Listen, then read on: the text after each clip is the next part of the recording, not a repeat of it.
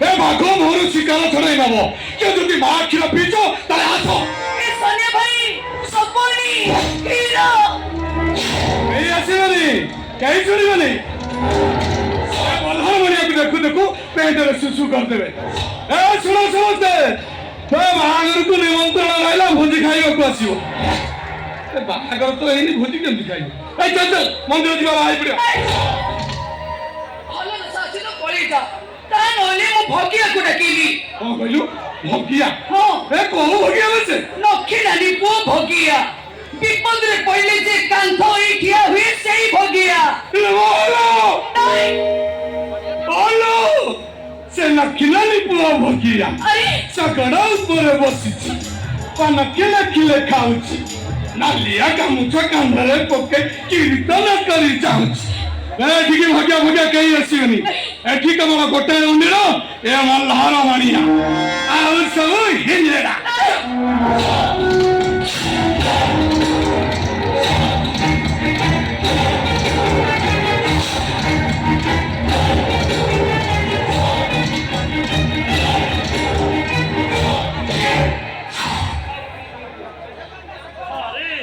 ଏତେ ସାହସ ହେଇଗଲାଣି? ତମେ ରାସ୍ତା ଉପରେ ମଧ୍ୟ କୁଟଣା ଦୋଷରା କରୁଛ। ଭଲ ଦୋଷ ଅଛି, ଏଠୁ ପଳେଇଟା। ଭଲ ଦୋଷ ଅଛି ତ ଏଠୁ ପଳେଇଟା। ତୋ କନ୍ଦିର ମୁଣ୍ଡକୁ ଅବହେଳା କରୁଛ। ଚୁପ ଝିଅକୁ ଧରାବୁଡ଼ି କରିନି, ଏପର୍ଯ୍ୟନ୍ତ ବାହା ଦେଇପାରୁନି, ଆସି ବାପ ପଣିଆ ଦେଖେଇଲା। ତୋ ପାଖକୁ ଦି ଥର ବାହାଘର ପ୍ରସ୍ତାବ ପଠେଇଛି। ମୋ କଥାକୁ ଏ କାନରେ ପୁରା ସେ କାନରେ ବାହାର କରିଦେଲୁ। ଭଲ ହେଲାନି, ଏବେ ଭୁଲରେ ହବ। ତୋ ଝିଅକୁ ଏଠୁ ଟେକି ନେଇ ମୁଁ ମନ୍ଦିରରେ ବାହା ହେଇ ପଡ଼ିବି। ବହୁତ ସାହସ ହେଇଗଲାଣି। ବହୁତ ସାହସ ହେଇଗଲାଣି ତମ। ଆରେ ଦରକାର ପଡ଼ିଲେ ମୋ ଝିଅକୁ ମାରି ବସି ତା ତଣ୍ଟି ଚିପି ମାରିଦେବି। ଆରେ ତମେ ଗୋଟେ ଅମଣିଷ ହାତରୁ କେବେ ସିନ୍ଦୁର ପିନ୍ଧିବାକୁ ଦେବିନି। ଆଜି ପିନ୍ଧିବ, ଏବେ ପିନ୍ଧିବ। କଣ କହିଲୁ? ମୁଁ ଅମଣିଷ। ଅମଣିଷ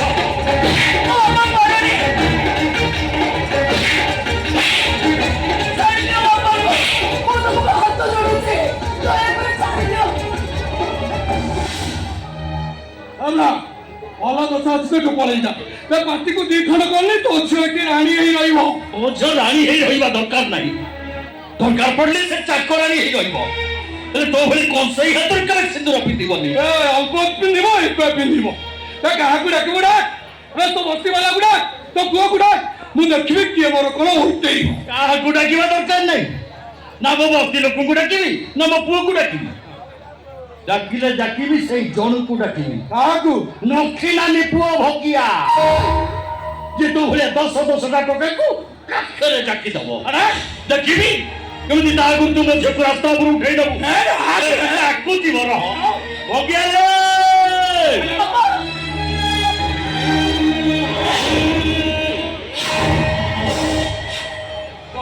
ବୁଢା ମତୁଆ ଭଗିଆକୁ ଡାକିବାକୁ ଚାଲିଗଲା। ଚାଲ ଚାଲ ମନ୍ଦିର ଚାଲ। ମୁଁ ଯିବିନି। ଭଗିଆ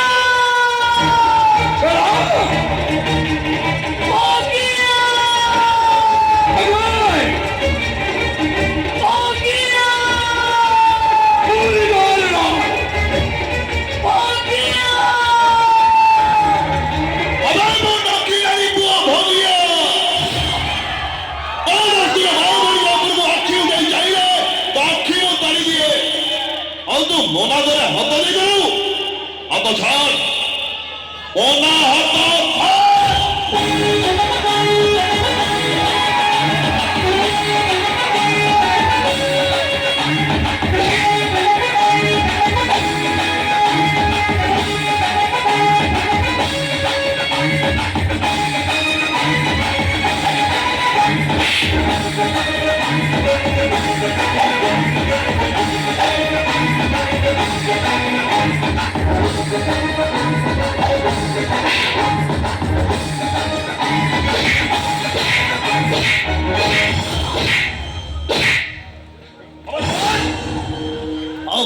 मोनार आखि उठे जाइयो तो आखि दिया तो बाड़ी जाइया सीसा हांडिया पी जाइछु मो मो हांडिया गंधट मो जीवन आहुरी गंधाइब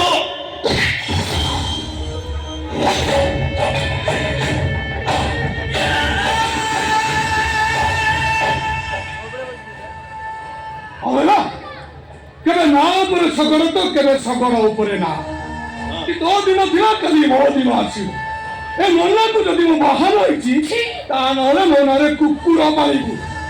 ଏ ଛାତିର ହାତ ମାରି କହୁଥିବେ ମନା ମତେ ବାହା ହବ, ମୋ ଛୁଆର ମା ହବ।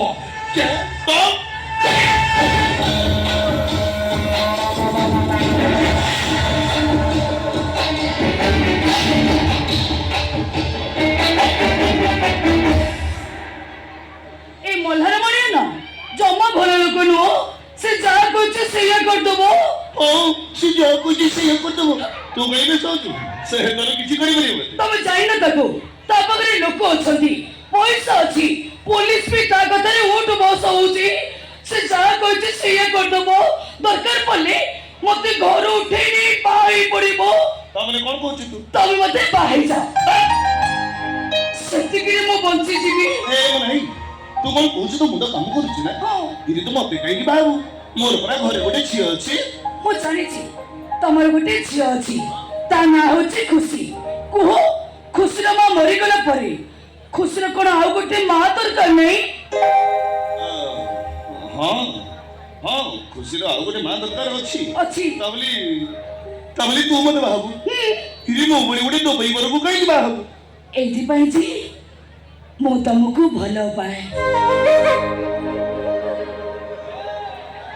କୁହ, ତମେ କଣ ମତେ ଭଲ ପାଉନି? କି ମୁଁ? ହଁ ତମେ। ନାଇଁ ନାଇଁ, ମୁଁ ତତେ ଭଲ ପାଇନି। ଇଚ୍ଛା ତାହେଲେ କାହିଁକି ମୋ ବାଟରେ ଗଲା ବେଳେ ତମେ ମତେ କଣେଇ କଣେଇ ଚାହ? ତାହେଲେ କାହିଁକି ଦାସ ଘର ବାଡରୁ ଫୁଲ ଛିଣ୍ଡେଇ ତମେ ମୋ ହାତରେ ଧରେଇ ଦିଅ? ତାହେଲେ କାହିଁକି କାନ୍ଥ ବାଡରେ ତମ ନାଁ ସହିତ ମୋ ନାଁ ଲେଖିଦିଅ? ଭଲ ନା, ଏସବୁ କଥା ସତ। ଆଉ ଏ କଥା ବି ସତ ଯେ ମୁଁ ତତେ ଭଲ ପାଏ। ହେଲେ କଣ କରିବି କହିଲୁ? ମୋ ଝିଅ କଥା ଭାବିଲା ବେଳକୁ ମୋ ଗୋଡ ଦିଟା ଖାଲି ପଛକୁ ଟାଣି ହେଇଯାଉଛି। ନାଇଁ ମନା, ମୁଁ ତତେ ବାହାଇ ପାରିବିନି। ତୁ ମତେ ବାଧ୍ୟ କର ନା ନାଇଁ? ତମେ ମତେ ବାହା ନହେଲେ ସେ ମଲ୍ଲାର ମଣିଆ ମତେ ଉଠେଇ ନବ। ଉଠେଇ ନେବ, ମୁଁ କଣ କରିବି? ଜାଣିଛୁ ମନା, ମୋ ବାପାଙ୍କ ଦେହ ଭଲ ନାହିଁ। ସକାଳୁ ସନ୍ଧ୍ୟା ମୁଁ ଏଭଳି ଶିଓଳି ହଉଛି, ମୁଁ କୋଉଠି ଟଙ୍କାଟେ ବି ଯୋଗାଡ଼ କରିପାରିବି। ଏବେ ମୋ ମୁଣ୍ଡରେ ଗୋଟିଏ ଚିନ୍ତା, ମୋ ବାପାଙ୍କୁ କେମିତି ମୁଁ ଭଲ କରିବି। ଆଉ ତୁ ମତେ କହୁଛୁ ନା ମତେ ବାହା ହେଇ ପଡ। ଏଇଟା କଣ ଗୋଟେ କଥା ମନା? କହିବିନି, ଆଉ କେବେ କହିବିନି।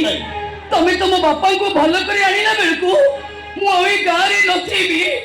ମଲ୍ଲାର ମଣିଆ ଘରେ ମୁଁ ଲୁହ ଢାଉଥିବି, ସକାଳ ସନ୍ଧ୍ୟା ତା ନାଁରେ ମୁଁ ସିନ୍ଦୁର ପିନ୍ଧୁଥିବି। ତୁ ଯାହା କହୁଛୁ ମୁଁ ସବୁ ବୁଝୁଛି ଯେ, ହେଲେ ନାଇଁ ମନା, ମୁଁ ତତେ ବାହା ହେଇ ପାରିବିନି।